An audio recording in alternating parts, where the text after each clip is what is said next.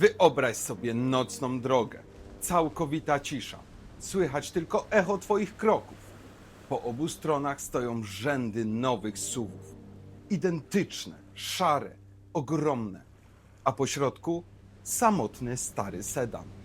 Lakier matowy, ale gdy przekręcasz kluczyk, silnik budzi się jak bestia. Metaliczny ryk rozcina powietrze, a ty czujesz, że to coś więcej niż tylko jazda. To rytuał, to wolność. Ale spójrz jeszcze raz. Wokół ciebie świat się zmienił. SUV-y rosną jak betonowe bloki, a klasyka znika jak dinozaury w muzeum. I właśnie tu pojawia się pytanie, które boli. Czy naprawdę jesteśmy świadkami końca epoki, w której samochód był czymś więcej niż tylko środkiem transportu?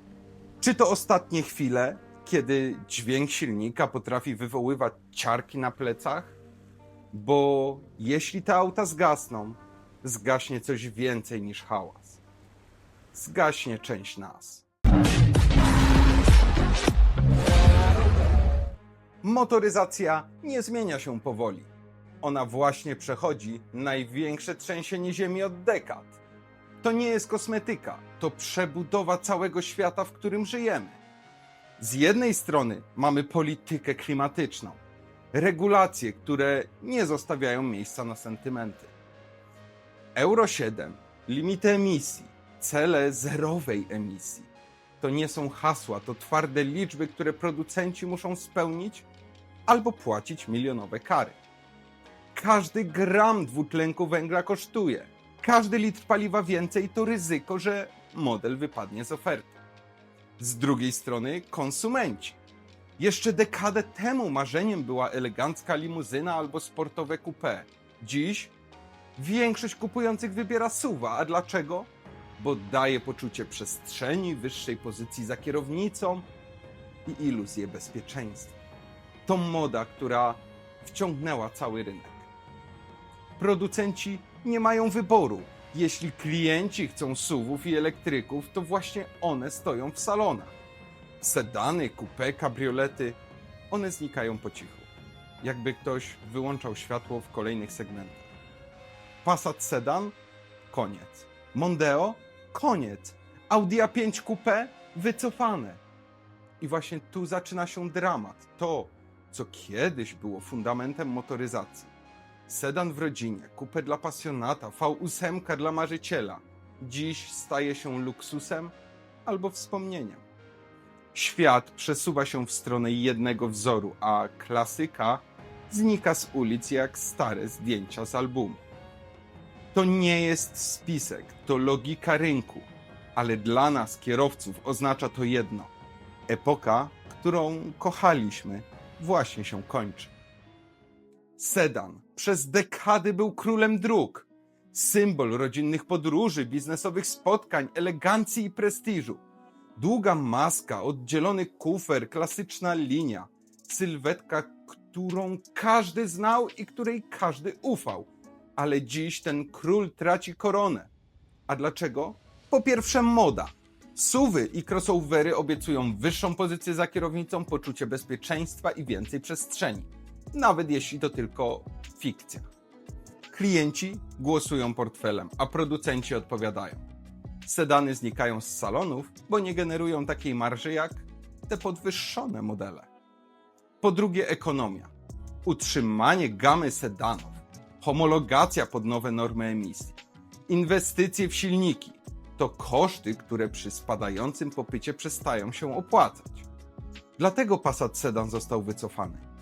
Mondeo zakończyło swoją produkcję, a kolejne marki ograniczają ofertę do SUV-ów i liftbacków.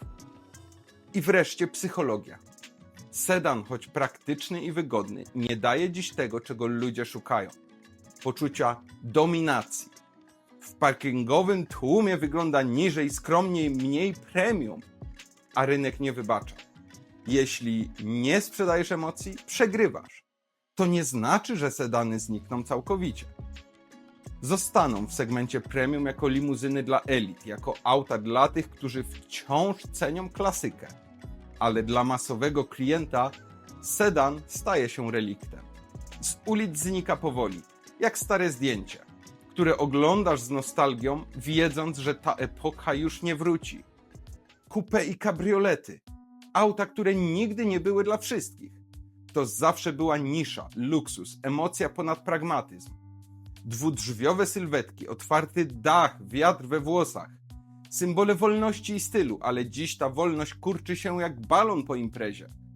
A dlaczego? Bo rynek nie wybacza. Produkcja takich aut jest droga, a popyt stale maleje. Klienci wolą SUV-a z panoramicznym dachem niż klasyczne coupé, które ma ograniczoną przestrzeń i mniej praktyczne wnętrze. Kabriolety? Zamiast masowych modeli zostają tylko drogie edycje premium. Mercedes, BMW, Porsche. Mazda MX-5, ostatni romantyk, sprzedaje się coraz słabiej, a producenci wycofują kolejne modele z oferty.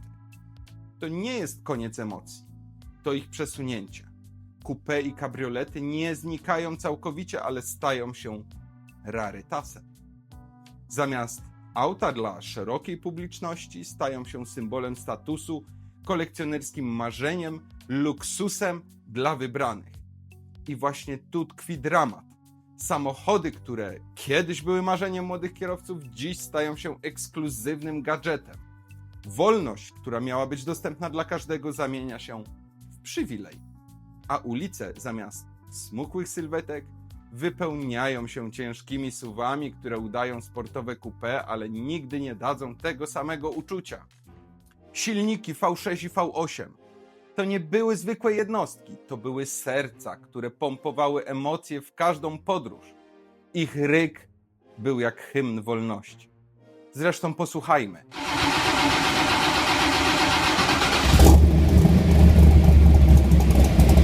Ich moc jak przypomnienie, że samochód to coś więcej niż narzędzie, ale dziś ten hymn cichnie. Świat się zmienił, regulacje, normy, polityka. Wszystko uderza w duże silniki. Producenci wiedzą, że nie opłaca się już walczyć z fizyką i rachunkiem ekonomicznym. Dlatego kolejne marki po cichu wycofują swoje V8, zastępując je mniejszymi, turbodoładowanymi jednostkami. V6, kiedyś złoty kompromis między mocą a rozsądkiem, też traci swoje miejsce na rynku.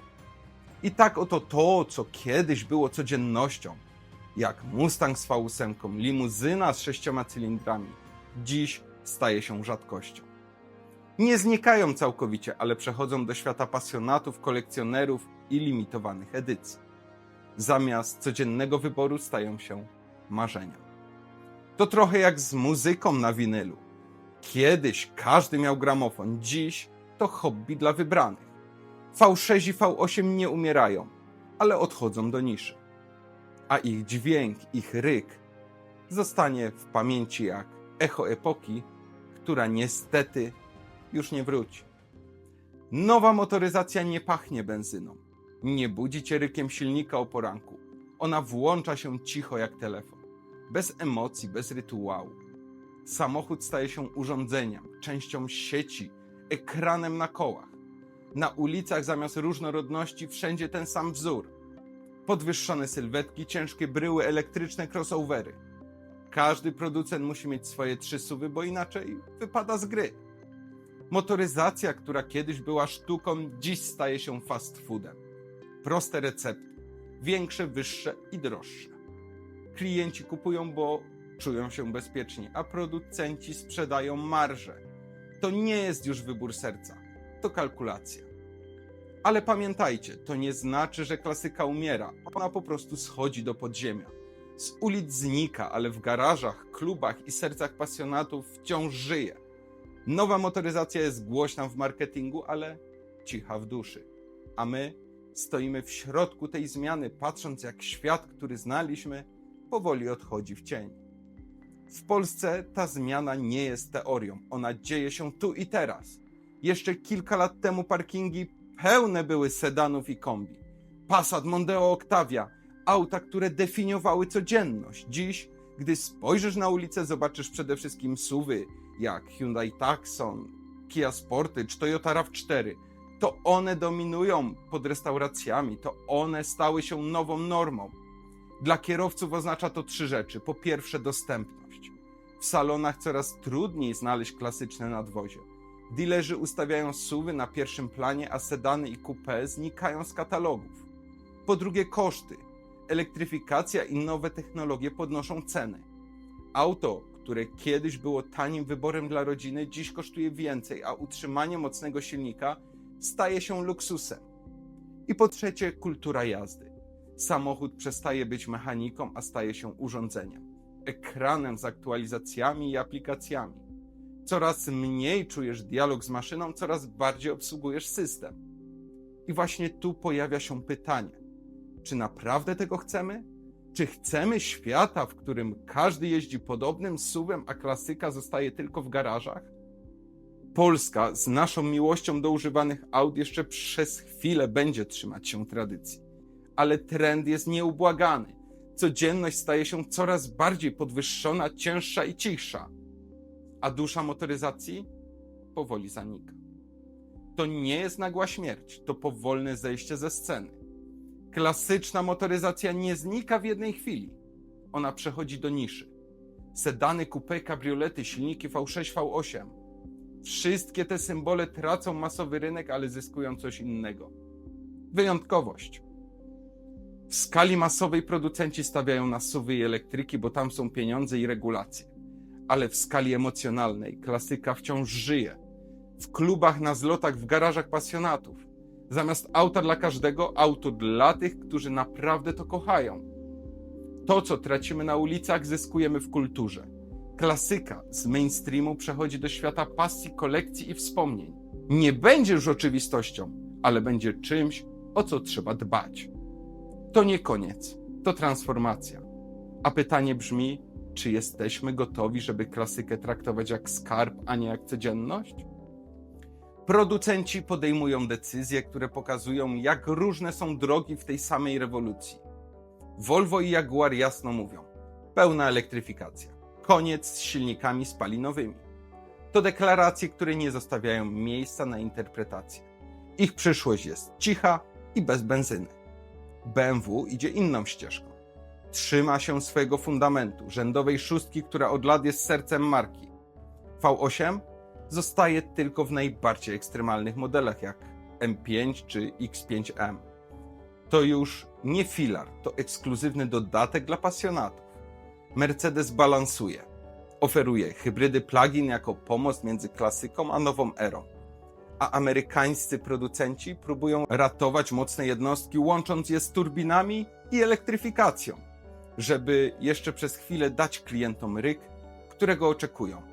I właśnie tu widać napięcie. Jedni mówią: to koniec, idziemy w elektryki. Inni: jeszcze nie teraz, jeszcze damy wam emocje. Ale kierunek jest wspólny. Klasyka schodzi na margines, a mainstream staje się coraz bardziej podwyższony, zunifikowany i cichy. To nie jest jedna decyzja. To mapa różnych strategii, które prowadzą do tego samego celu. Jeśli jesteś kierowcą, to ta zmiana dotyczy także ciebie. Nie możesz jej zatrzymać, ale możesz się przygotować. Po pierwsze, myśl perspektywicznie. Auto, które kupujesz dziś, będzie z tobą przez lata. Zastanów się, czy za 5 czy 10 lat łatwo je będzie serwisować, czy przepisy nie sprawią, że stanie się kulą u nogi. Po drugie, patrz na wartość użytkową, nie tylko na emocje. Jeśli potrzebujesz auta do pracy, do codziennych tras, sprawdź realne koszty. Dostępność części, infrastrukturę ładowania. Nie daj się złapać na marketingowe hasła, które obiecują więcej niż rzeczywiście dają. Po trzecie, dla miłośników klasyki. Jeśli kochasz sedany, coupé czy V8, inwestuj w wiedzę i społeczność. Kluby, warsztaty, zloty to one utrzymają klasykę przy życiu, gdy rynek masowy się od niej odwróci. I wreszcie, dla twórców i pasjonatów. To właśnie teraz jest moment, żeby mówić o zmianach głośno i bez jakiejkolwiek ściemy. Ludzie chcą wiedzieć, jak żyć w tej nowej motoryzacji, jak wybierać auta świadomie. To pole do budowania autorytetu, zaufania i prawdziwej rozmowy, bo przyszłość nie będzie łatwa. Ale jeśli przygotujesz się na nią świadomie, nie utracisz ducha motoryzacji, tylko znajdziesz dla niego nowe miejsce. Spotkania miłośników, zloty, renowacje, aukcje youngtimerów to będzie świat, w którym klasyka znajdzie swoje schronienie. nie jako masowy produkt, ale jako skarb. Coś, o co trzeba dbać, pielęgnować i przekazywać dalej.